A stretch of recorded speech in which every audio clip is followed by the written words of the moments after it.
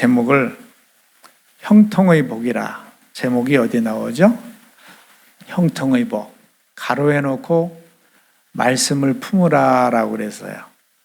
왜 그랬냐면 형통의 복이라고 제목을 할까, 저 가로 안에 있는 말씀을 품으라는 제목을 할까, 이거 어느 걸 하다 좀 많이 고민이 되더라고요.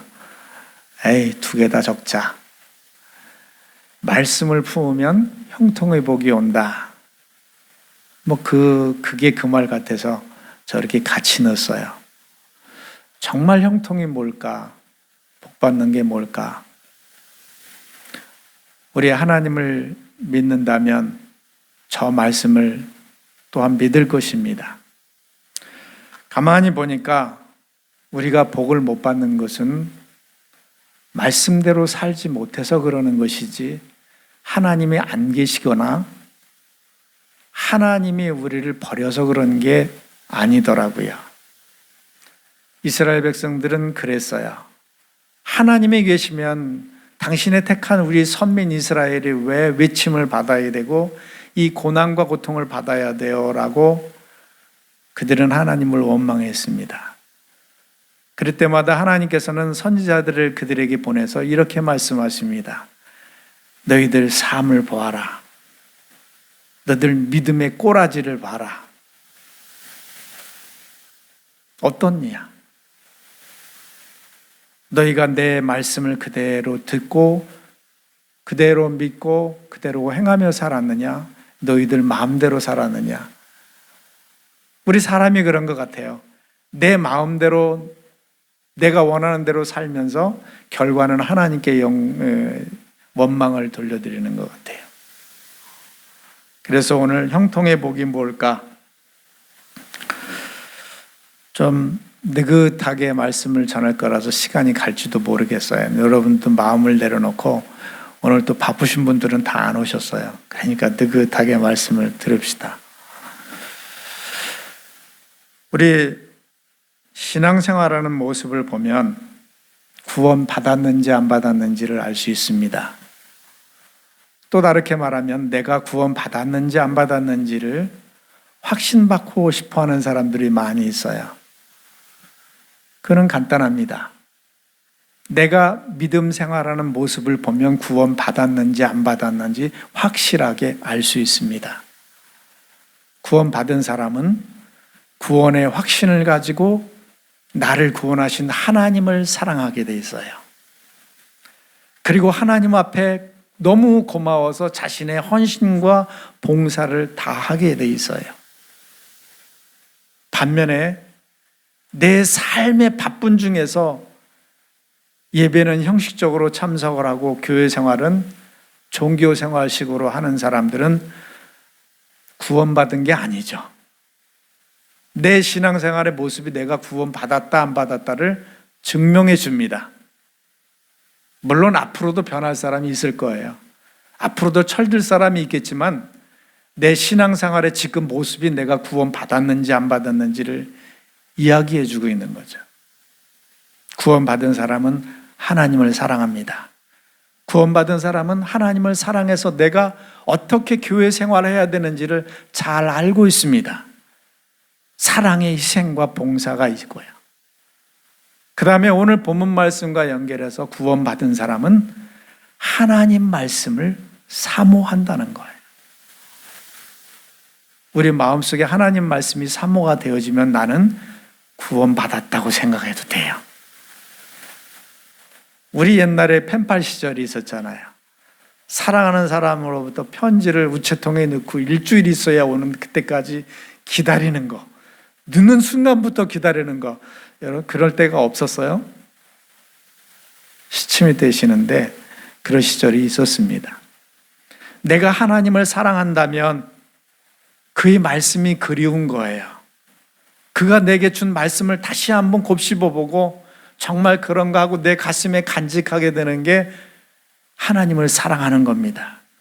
그 말씀에 대한 사모함이 없다면 나는 구원받는 게 아닙니다. 사도 바울이 이런 얘기를 했어요. 내가 구원받았는지 안 받았는지, 너희 속에 그리스도의 영이 있는지 없는지 너를 테스트해봐라. 시험해봐라. 이거 중요한 말 아닐까요? 우리의 믿음을 다시 한번 참담하게 돌아보면서 점검해 봤으면 좋겠어요. 이대로 있다 주님 오시면 구원받겠지? 절대 아닙니다. 내 모습이 구원받은 모습이고 내 모습이 아직 주님의 구원에 이르지 못한 모습입니다. 한마디로 하나님 말씀을 귀하게 여기는 그 사람이 하나님을 사랑하는 사람입니다.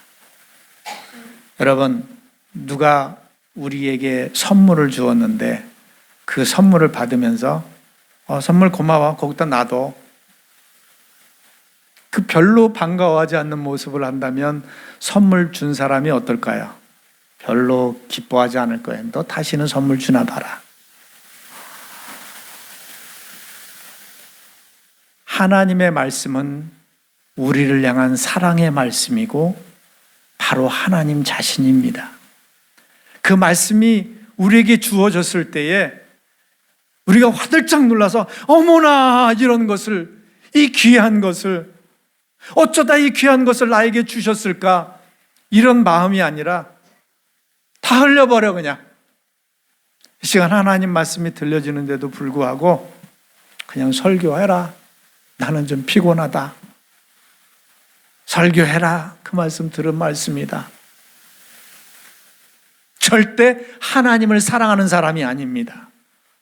구원받은 사람 아닐 거예요. 사람한테 선물을 받아도 즐겁고 기쁘고 그것을 다시 보고 그 고마움을 기리는데, 기억하고 있는데, 하나님의 선물인 이 말씀을 받고도, 그분의 마음인 이 말씀을 받고도 가만히 있는 우리는 뭘까요? 우리는 하나님께 선물을 받았다고 생각하면 좋을 것 같아요. 이렇게 하나님을 사랑하는 자는 하나님의 사랑을 받게 됩니다. 잠언에 보면, 말씀을 오늘 많이 보면서 넘어가겠습니다. 다 같이 읽으면서 해볼까요? 시작. 나를 사랑하는 자가 나의 사랑을 입을 것이다. 하나님, 참 하나님도 인지상정 똑같은 것 같아요. 하나님을 사랑하는 자를 하나님도 사랑한대요. 구원이야 조건 없이 구원해 주시겠지만은 사랑하는 자가 더 사랑을 입을 것이랍니다. 하나님 사랑을 받고 하나님이 도와주시는 능력의 손길을 체험하기 바라십니까? 그렇다면 하나님을 사랑하십시오. 하나님을 사랑하는 자가 하나님이 그냥 놔둘 리 없잖아요. 하나님이 사랑을 입을 거래요. 또 우리 시작. 나의 계명을 가지고 지키는 자라야 나를 사랑하는 자니 나를 사랑하는 자는 내 아버지께 사랑을 받을 것이요 나도 그를 사랑하여 그에게 나를 나타내리라. 아멘. 하나님을 사랑하는 자는 그의 계명을 지킨대요. 하나님을 사랑하는 자는 구원받았다는 얘기겠죠. 하나님을 사랑 이코르 구원받았음, 이렇게 외우세요. 시험에 나옵니다. 그런데 하나님을 사랑하게 되면은 하나님 아버지께 사랑을 받는데요. 그리고 주님이 우리에게 나타나신대요. 우리가 하나님을 사랑할 때에 하나님도 우리를 사랑해서 우리가 기도할 때 왜 그래 내 사랑하는 자야 하고 주님이 나타나신대요. 도와주신대요. 외로울 때 나타나시고 힘들 때 도와주시고 어려울 때 우리 하나님께서 짠하고 나타나서 우리의 등을 두들겨 주신대요. 믿습니까? 저 말씀을? 하나님을 사랑하는 자는 하나님께서 사랑하셔서 그와 함께 하신대요. 네, 하나님을 사랑하려고 하면 하나님께서 그 마음을 미리 보시고 요즘에 우크라이나 전쟁 벌써 한 달이 넘었죠? 세계에 있는 각 군사 전문가들이 그런 얘기를 했다고 그래요. 아휴, 저거 군사 대국 2위인 러시아와 군사 순위 20몇 위인 중간 정도 되는 우크라이나하고 전쟁 나면 저거 3일이면 다 끝나. 러시아도 자신만만했죠. 3일 만에 가가지고 3일에 싹 쓸어가지고 그냥 순식간에 쓸어버리자. 왜냐하면 빨리 속전속결을 해야 다른 나라들이 막 궁시렁궁시렁 하는 소리를 잠재우잖아요. 꿀떡 삼켜버리면 어떡할 거예요? 맛있는 거 싹 있는데 꿀떡 삼키면 그거 내놓으라고 그럴 거예요? 토하라고 그럴 거예요? 못하잖아요. 그런데 기적이 일어났어요. 우크라이나에서 체르노빌 거기까지는 파죽지세로 몰려왔는데 키우 가까운 거기까지 와서는 전선을 다시 구축하더니 시가전에서부터 버티기 시작한 거야. 이게 3일이면 끝날 줄 알았는데 일주일이 가고 보름이 가고 한 달이 가니까 세계 여기저기서 막 궁시렁궁시렁 하는 소리들이 더 커지더니만 야, 저 우크라이나 대단하다. 우리 도와주자. 저 소련 나쁜 놈들이야, 저 러시아. 그러지만 여론이 어느 나라 여론을 봐도 유튜브를 봐도 다 러시아 나쁜 놈. 우크라이나 힘내! 이렇게 돼가고 있네. 이 우크라이나가 뭔가 자기가 절사항전을 하고 막 죽을 각오를 하고 하려니까 세계가 도와주려는 거야, 지금. 막 도와주잖아요. 미국도 전례 없는 의결을 해가지고 속히 도와주고 주변국들이 또 서방국들이 막 도와주잖아요. 근데 왜 일어날까요? 우크라이나의 그 의지를 본 거예요. 싹수가 됐다. 싹수가 됐어. 우리 하나님께서도 우리를 바라볼 때 그러실 것 같아요. 우리가 하나님을 사랑하고 뭔가 하나님을 위해서 하려고 할 때, 말씀을 지키려고 할 때, 뭔가 노력을 할 때 하나님께서 눈을 돌리기 시작하는 겁니다. 관심을 갖기 시작하는 겁니다. 그때부터 우리를 지원해 주기 시작하는 거예요. 함께 하는 거예요. 내가 그에게 나타내리라. 그에게 나를 나타내리라. 우리 하나님께서는 하려고 하는 자를 더 지켜주십니다. 우리 다음 말씀 한번 볼까요? 시작. 물은 내게 붙어있어 열매를 맺지 아니하는 가지는 아버지께서 그것을 제해버리시고 물은 열매를 맺는 가지는 더 열매를 맺게 하려 하여 그것을 깨끗하게 하시느니라. 여기도 하나님의 마음을 나타내주고 있어요.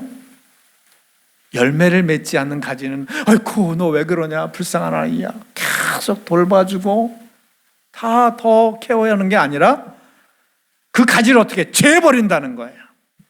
너는 끝났구나. 그러나 열매 맺는 가지는 더 열매를 풍성하게 맺게 하려고 더 서포팅해 주는 거야. 더 지원해 주는 거야. 더 베풀어 주는 거야. 더 복을 주는 거야.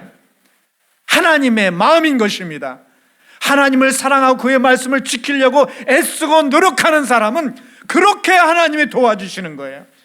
그러나 아예 의지가 없는 사람은 하나님께서 돌아서요.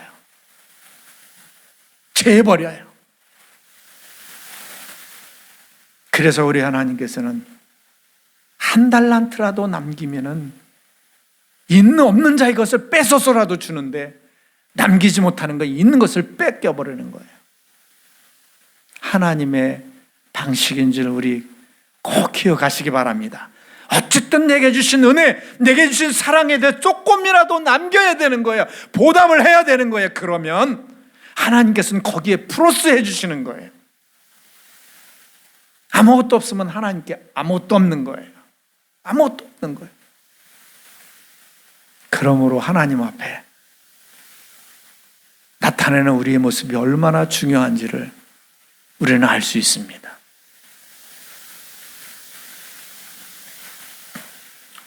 우리는 맛을 들려야 돼요. 우리 한번 어디 가서 맛집 저번에 제가 전도를 많이 했어요. 저기 백년 짬뽕집 맛집 짜장을 가서 먹었는데 맛있어요. 그래가지고 여 사람을 데리고 와서 또 먹었어요. 교회 전도는 안 하고 짜장집 맛집 전도를 했네. 또 가재요. 여기 가면 백년 짬뽕이 있어요. 이건 먹어보세요. 맛있어요. 한번 먹어보고 맛이 있으면 또 생각이 나요. 하나님을 사랑하고 하나님께 헌신하고 봉사하고 그의 말씀을 지켜서 한번 은혜를 받았네. 복을 받았네. 아유, 이거 재밌네.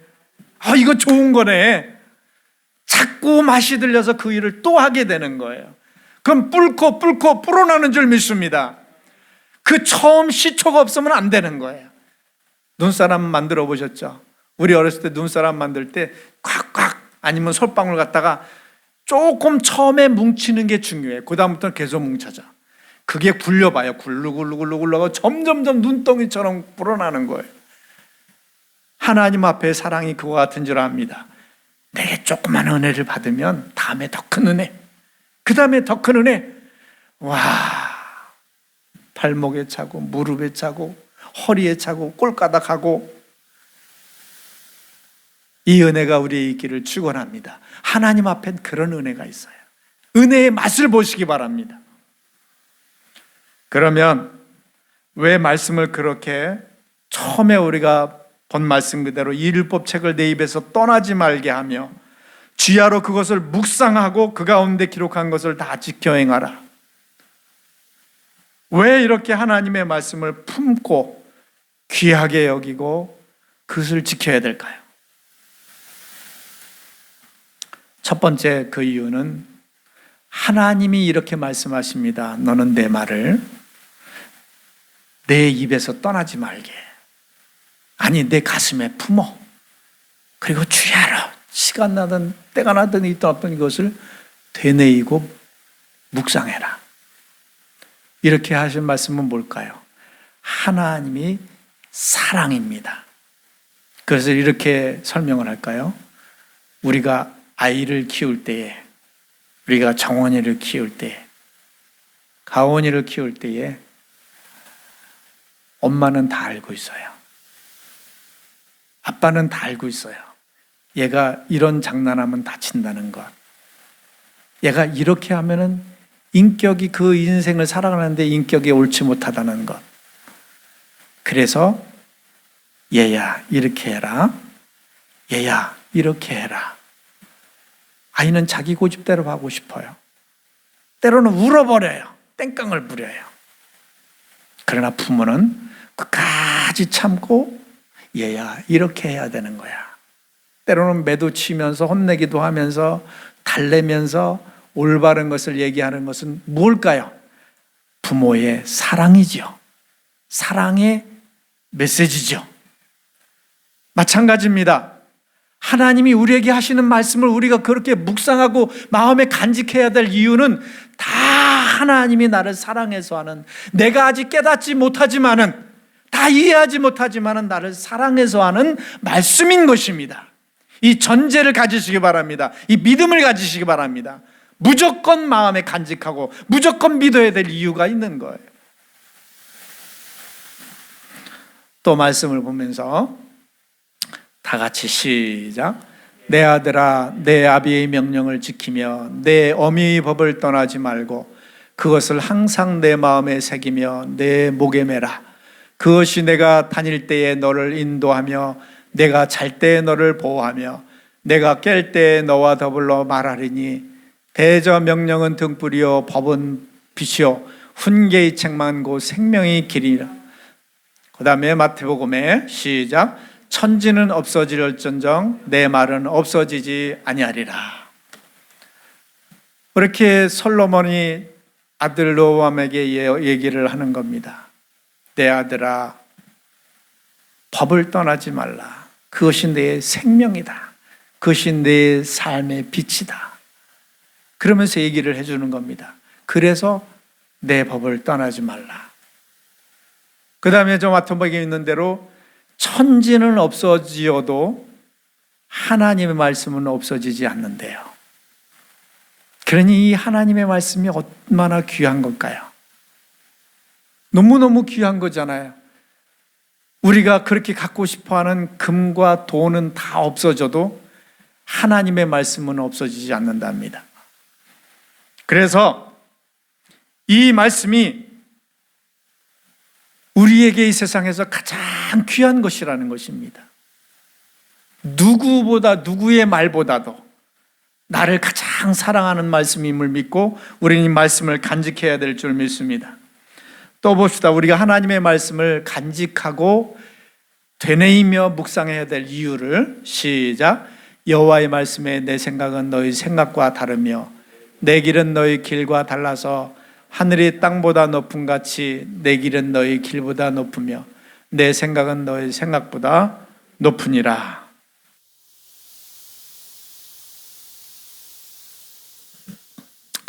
하나님이 그렇게 말씀하십니다. 내가 너를 지었어. 네가 생각하는 지혜와 내 지혜는 틀려. 네가 높고 똑똑한 것과 내가 똑똑한 거는 게임이 안 돼. 그러니까 이 얘기예요. 너희는 아무 소리 말고 내 말 들어. 그게 좋은 거야. 동의하십니까? 하나님의 지혜를 믿고 우리는 주의 말씀을 따르는 거예요. 솔로몬이 그런 얘기를 했어요. 여호와를 경외하는 것이 지혜와 지식의 근본이다. 너에게 지혜로우냐? 너희가 지식이 있느냐? 그 모든 것이 다 하나님으로부터 나왔다는 거예요. 하나님의 말씀을 지키는 것이, 그 말씀을 이행하는 것이 지혜와 지식의 근본이라는 거예요. 저번에도 말씀드렸지만은 세계 경제의 3분의 1을 들러 쥐락펴락하는 것, 가장 똑똑한 델리트 그룹에 있는 것, 유대인들의 이유가 하나님의 말씀을 어렸을 때부터 주입하는 겁니다. 그 말씀을 외우게 하는 겁니다.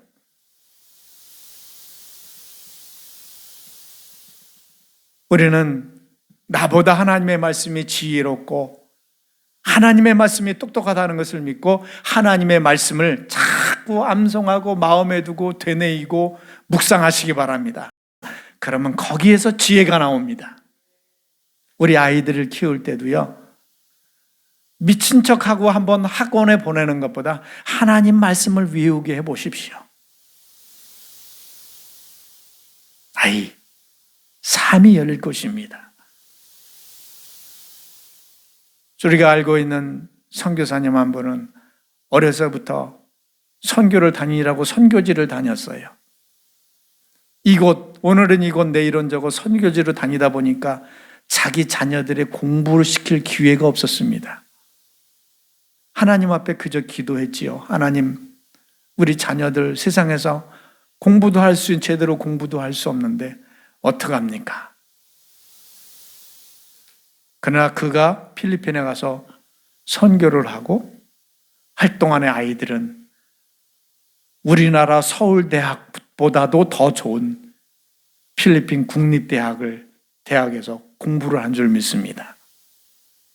그 아이들은 어렸을 때 배운 것은 성경 암송밖에 없어요.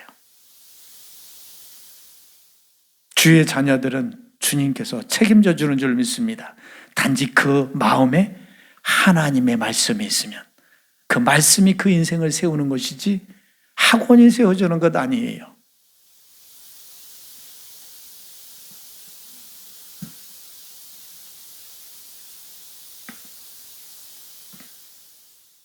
두 번째, 이 말씀을 우리가 간직하고 묵상해야 될 이유는 말씀이 곧 능력이며 복이기 때문에 그렇습니다.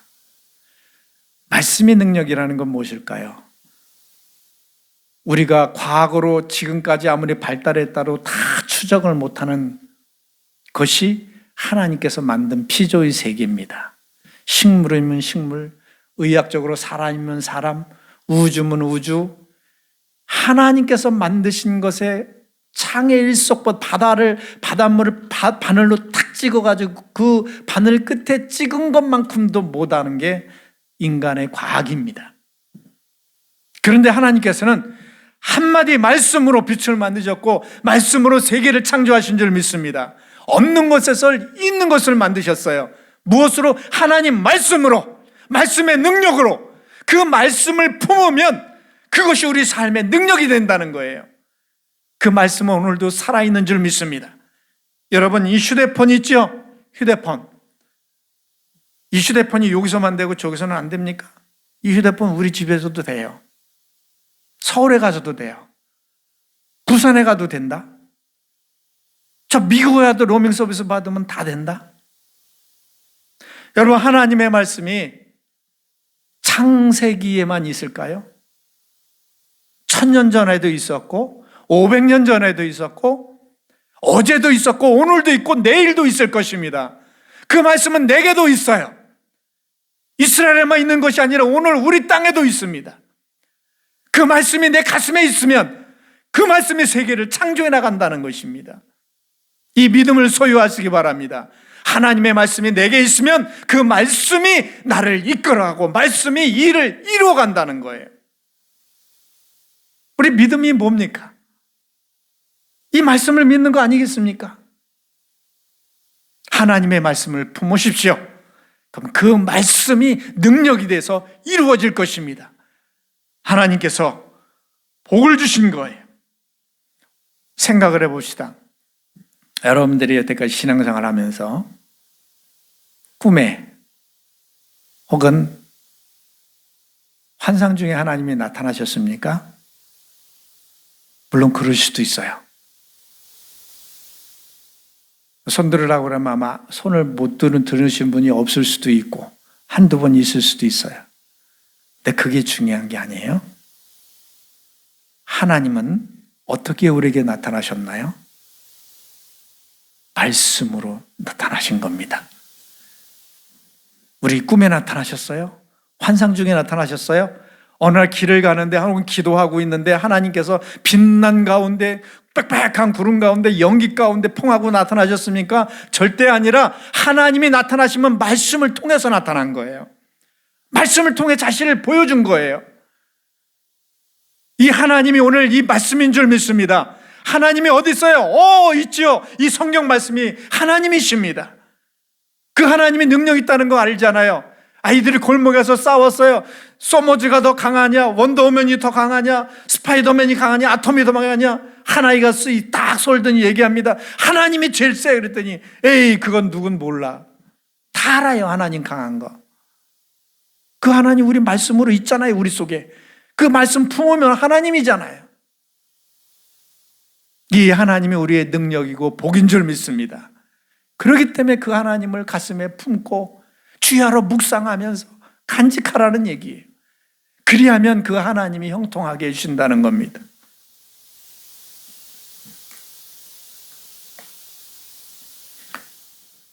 세 번째, 왜 하나님의 말씀을 가슴에 품어야 될까? 그것은 하나님의 말씀은 반드시 이루어지기 때문에 그렇습니다. 사람의 말은 이루어질 수도 있고 안 이루어질 수도 있지만은 사람의 계획은 세웠다가 무산될 수도 있지만은 포기가 되어지고 할 수 없어서 끝날 수도 있지만은 하나님은 그럴 수 있는 분이 아니에요. 자기가 한 말은 반드시 이루는 분입니다. 우리 다 아는 말씀이지만 시작. 천지는 없어지겠으나 내 말은 없어지지 아니하리라. 천지가 없어져도 하나님의 말씀은 없어지지 않기 때문에 그 말씀을 품으라는 거예요. 그 말씀을 품으라는 겁니다. 이 천지는 없어질지라도, 이 세상에 금은 없어질지라도, 이 세상에 달러는 없어질지라도 없어지지 않는 하나님의 말씀을 품는다면 그 말씀이 반드시 이루어질 것입니다. 그 다음에 시작. 내 입에서 나가는 말도 이와 같이 헛되이 내게로 돌아오지 아니하고 나의 기뻐하는 뜻을 이루며 내가 보낸 일에 형통함이니라. 하나님이 하신 말씀은 다 헛되이 그냥 사라지는 게 없대요. 반드시 이루신다는 겁니다. 믿습니까? 하나님의 말씀은 반드시 저와 같기 때문에 반드시 이루어지는 성질이 있기 때문에 내가 그것을 품으면 나를 통해서 이루어지는 겁니다. 쥐뿔개뿔 없어도 그 말씀을 품으면 나를 통해서 하나님이 일하시겠다는 거예요. 연약해도 부족해도 못 배웠어도 돈이 없어도 하나님이 이루실 것이기 때문에 나의 말은 그냥 돌아오지 아니한다. 반드시 이를 이룬다, 이 얘기죠. 이런 하나님의 말씀을 우리가 품으시기 바랍니다. 계시록에도 그런 말씀하셨죠. 반드시 될 일, 내가 할 반드시 될 일을 가르쳤다고 그랬어요. 또 하나님의 심판도 이 말씀대로 이루어지기 때문에 우리는 말씀을 간직해야 돼요. 운동선수가, 우리 한 말씀을 보고 시작. 하나님의 심판이 진리대로 되는 줄 우리가 아노라. 하나님의 심판이 말씀대로 되는 줄 우리가 아느니라. 운동 경기하는 선수가 그 운동 경기 룰을 잘 모르면 중간에 탈락할 수가 있어요. 자기 마음대로 막 해버리면. 우리가 이 세상을 사는 것도 하나님의 말씀을 알아야 심판날에 견딜 수가 있고 구원을 받는 거예요. 그래서 하나님의 말씀을 내 속에 간직하며 잣대를 삼아야 돼. 원래 성령이라는 말은 캐논이라는 말이에요. 잣대라는 말이에요. 잣대. 내 마음에 두고 이것을 하려고 할 때, 이거 말씀에 비춰보니까 잘못된 거지. 이거 옳은 일이지. 이렇게 해야지, 저렇게 해야지. 하나님의 말씀이 내 속에 있어서 나의 삶을 가늠해야 돼요. 틀리고 맞고 옳고 그른 일을 가늠하게 해야 합니다. 하나님의 말씀이 우리 속에 이렇게 있어서 우리 삶에 작용되어지기를 축원합니다. 이렇게 하나님의 말씀을 귀하게 여기고 간직할 때에 하나님은 우리에게 형통하게 해주시겠다고 약속을 하신 겁니다. 그런 사람에 대해서 성경의 한 인물 한번 우리가 살펴보기로 하겠습니다. 이스라엘의 국기는 다윗의 별입니다. 이스라엘에서 가장 추앙받는 사람도 다윗입니다. 그는 하나님 앞에 너무너무 사랑을 받았고 그가 통일 왕국을 이루고 이스라엘의 가장 강성한 대국을 이루었기 때문에 그렇습니다. 그 다윗은 하나님을 그렇게 사랑했어요. 그래서 하나님께서 다윗을 사랑하십니다. 말씀을 쭉 시간 가지만 보면서 가기로 하겠습니다. 자, 다윗이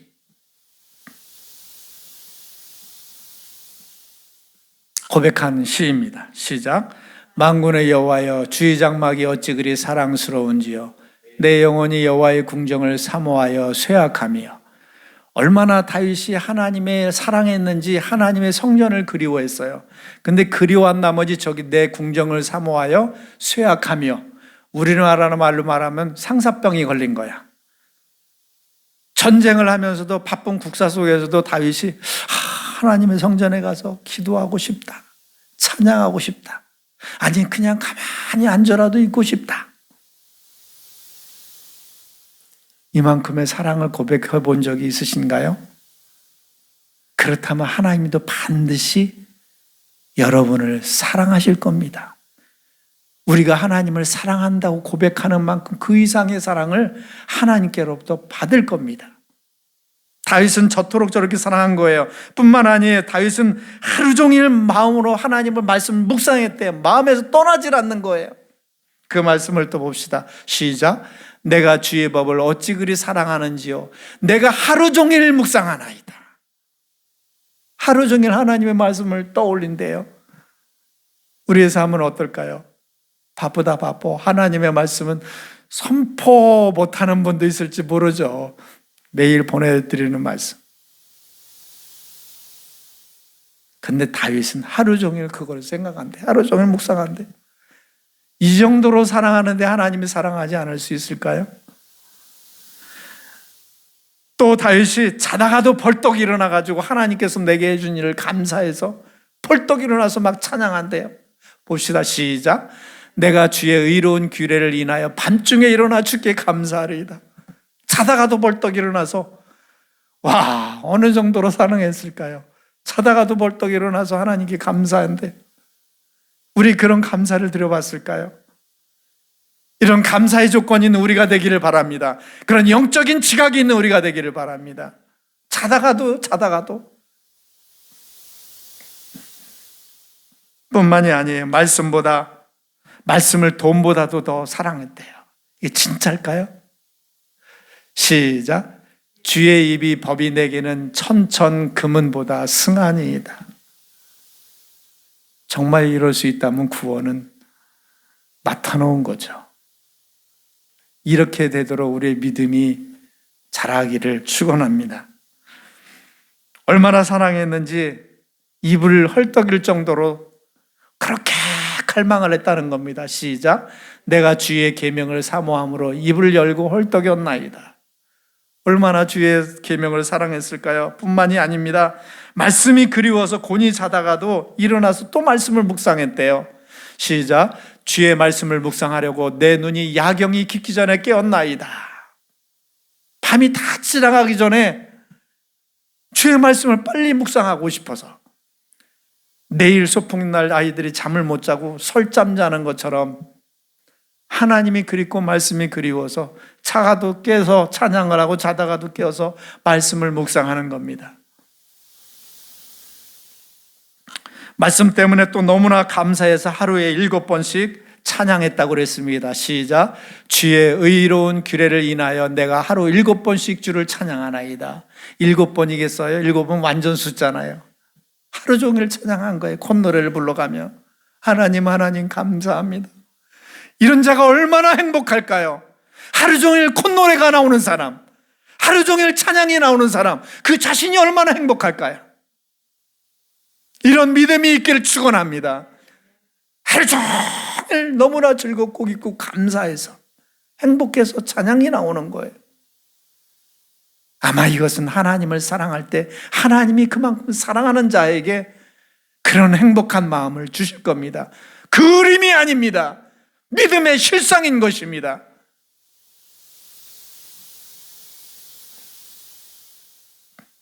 이렇게 하나님을 사랑하는 자를 하나님께서 사랑하시고 하나님의 말씀을 그리워하는 자에게 하나님께서 은혜를 쏟아 부어주시는 겁니다. 우리가 잘 아는 존 데이비슨 록필러라는 사람을 잘 알죠. 세계적인 부호. 그분 얘기를 우리는 종종 듣습니다. 그가 어렸을 때에 가난한 집에서 살았죠. 가난한 집에 살았지만 그의 엄마에게 좋은 신앙교육을 교육받았습니다.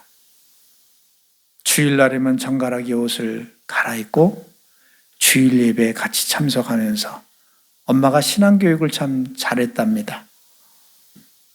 내 주머니는 이 다음에 커서 항상 오른쪽 주머니는 11조, 왼쪽 주머니는 가난한 자들을, 어려운 자들을 위한 주머니로 채워라.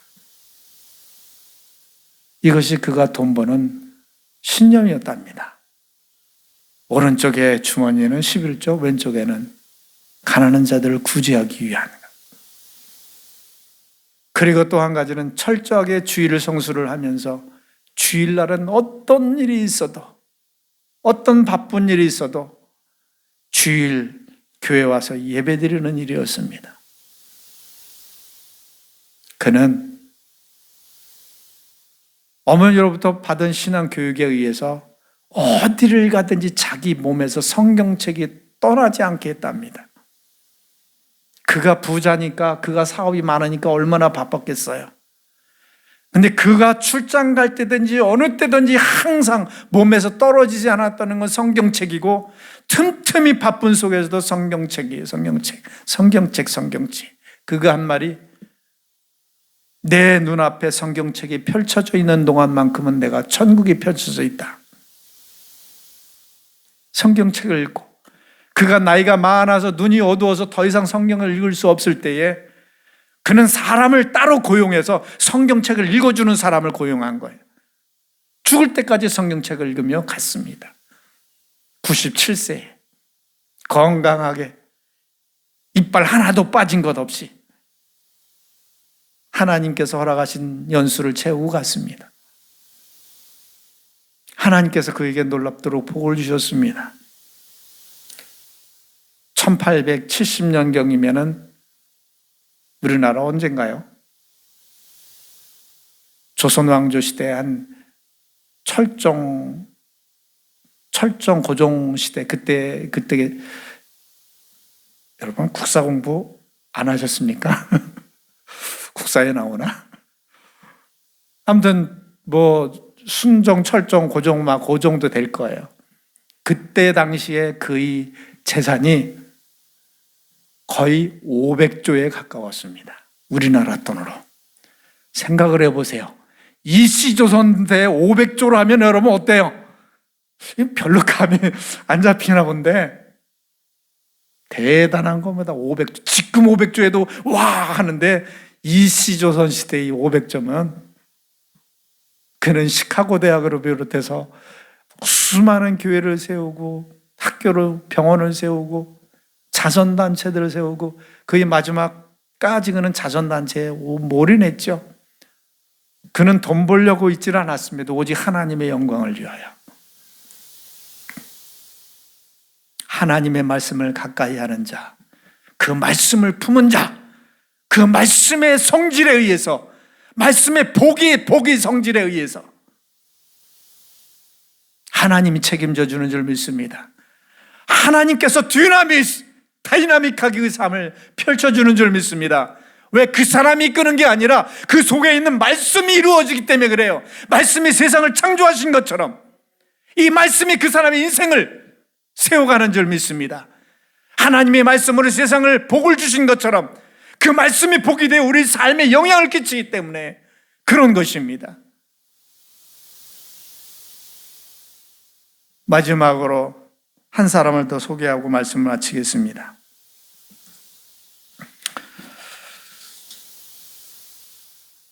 이스라엘 백성들은, 이스라엘에는 기름이 나질 않았어요. 제가 중학교 때 팔레스타인을 다녀온 선생님께서 사진을 하나 보여주신 게 있었어요. 바가지로다가 이렇게 그릇에다 떠 담는데, 버켓 같은 데다 담는데 물을 담는 게 아니라, 놀라지 마십시오, 석유를 담아요. 팔레스타인이니까 그런 데가 있대요. 석유를 갖다가 그렇게 기름이 많이 나는 곳이 팔레스타인이라고 그랬어요. 그 아랍이라고 그랬어요. 그런데 여러분, 아랍에 둘러싸여 이스라엘만큼은 기름이 안 나요. 희한하죠? 1945년인가요? 영국의 아도 수상이 아도 발포 선언에 의해서 이스라엘이 독립이 되잖아요. 그래서 전 세계에 있는 디아스포라들이 다 이스라엘로 몰려들어요. 그러면서 그들은 소망을 가졌어요. 저 아랍 국가들이 다 산유국이니까 기름이 나니까 우리나라 분명히 가면 기름이 있을 거야. 기름 팔아가지고 우리 잘 살자. 근데 기름 한 방울도 안 났어요. 이스라엘 백성들은 맨 사막을 개간하면서, 황무지를 개간하면서 실망해서 많은 사람들이 떠나가기도 했죠.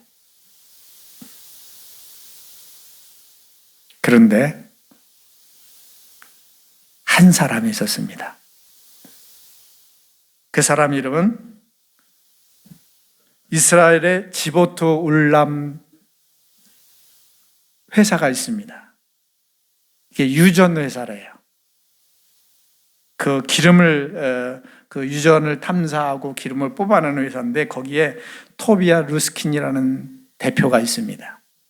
이 사람은 유대인인데 러시아에 가서 태어났어요. 2세가 된 거죠. 러시아에서 물리학을 공부하고 유전 회사에 여기저기 다니면서 경험을 쌓고 나중에는 이스라엘로 돌아옵니다. 그가 또 말씀을 가까이 하는 사람이었습니다. 어려서부터 성경을 외우고 어려서부터 성경을 읽는 버릇을 가지고 살았던 그가 어느 날 성경을 읽다가 한 군데 머물렀습니다. 신명기 33장.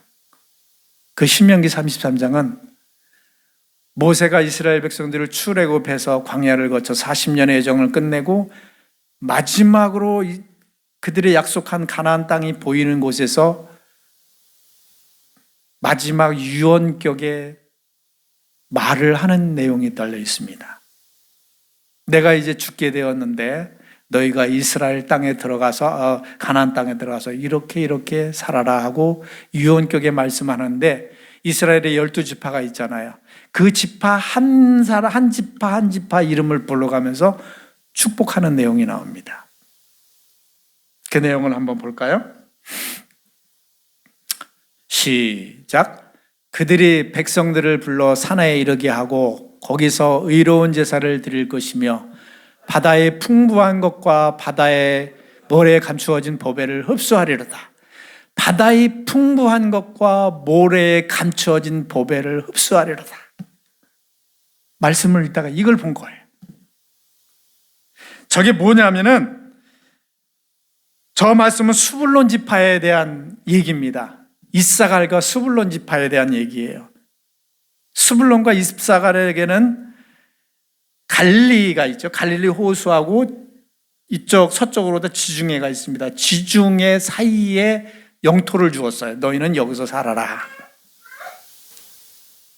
그 지역을 얘기한 겁니다. 자, 그 다음에 또 한번 볼까요?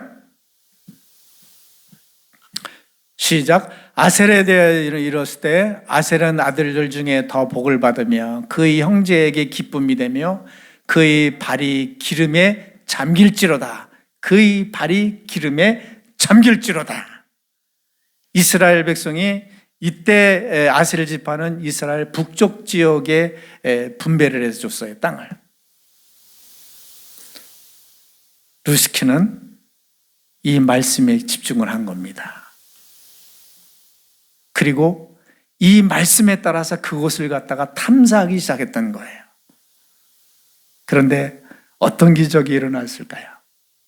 2004년 이후로다가 여러 번에 걸쳐서 석유와 가스를 발견하게 됩니다. 세계 최대의 산유국이 어디죠? 사우디죠.